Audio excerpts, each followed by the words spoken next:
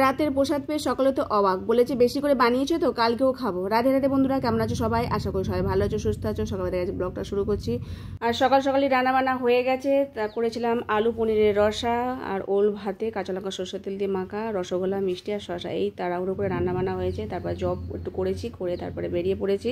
আজ একটু আলিপুর যাওয়ার ছিল, তো সেই জন্য আমিও একাই যাচ্ছি। প্রভুজি আবার অফিসে যাবে, আমাকে স্টেশনে ছেড়ে দিয়ে চলে গেছে। তারপর আমি বাসে করে যাচ্ছি, তো এখন দাঁড়িয়েছে, এখন নামবো। তো কাজ সেরে তারপর আসবো। আলিপুর হেড অফিসে গেছিলাম, পোস্ট অফিস। তো যাই হোক, এটা টালিগঞ্জ স্টেশন। আবার এসে দাঁড়িয়ে আছি প্রায় 25 মিনিট মতো। ট্রেন আসার পর বাড়ি চলে এসেছি। আবার কাজকর্ম সেরে স্নান করে নিয়েছিলাম। তারপর দুপুরে ভগবানকে সেবা দিয়েছিলাম। প্রভুজি ফল নিয়েছিল, আপেল, কলা আর বেদানা, সেই ভগবানকে সেবা দিয়েছিলাম। তো সকালবেলা থেকে তেমন রান্নাবান্না করা হয়নি, তো যা করা হয়েছে ওই খাওয়া দাওয়া করে শুয়েছিলাম একটুখানি রেস্ট নিয়ে।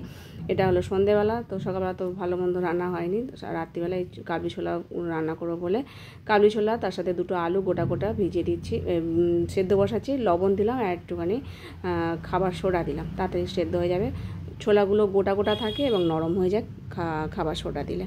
তো এখানে নান করব, তার জন্য ময়দা নিয়ে নিয়েছি, লবণ দিয়েছি, চিনি দিয়েছি, আর তার সাথে রিফাইন তেল দিয়েছিলাম, বেকিং পাউডার, খাবার সোডা দিয়েছি, আর এখন টক দই দিয়ে একটু রেখে দিয়ে তারপর আটাটাকে মেখে নিচ্ছি।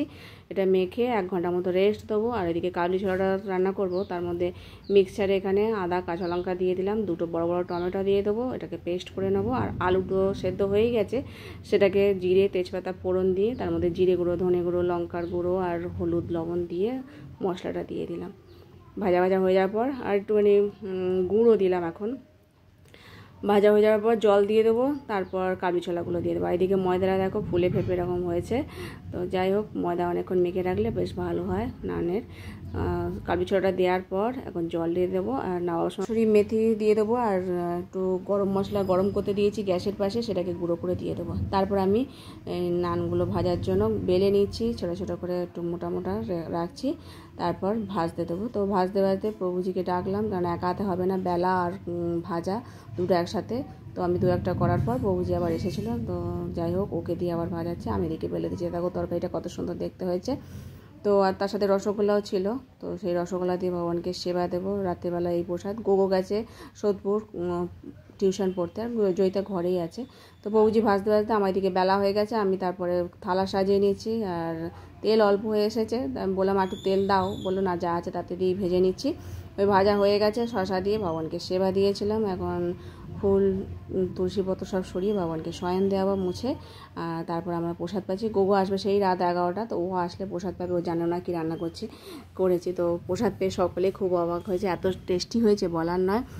মানে কাবলি ছোলাটা খুব টেস্ট হয়েছে, আর তার সাথে নরম নরম নান খেতে খুব ভালো লাগে।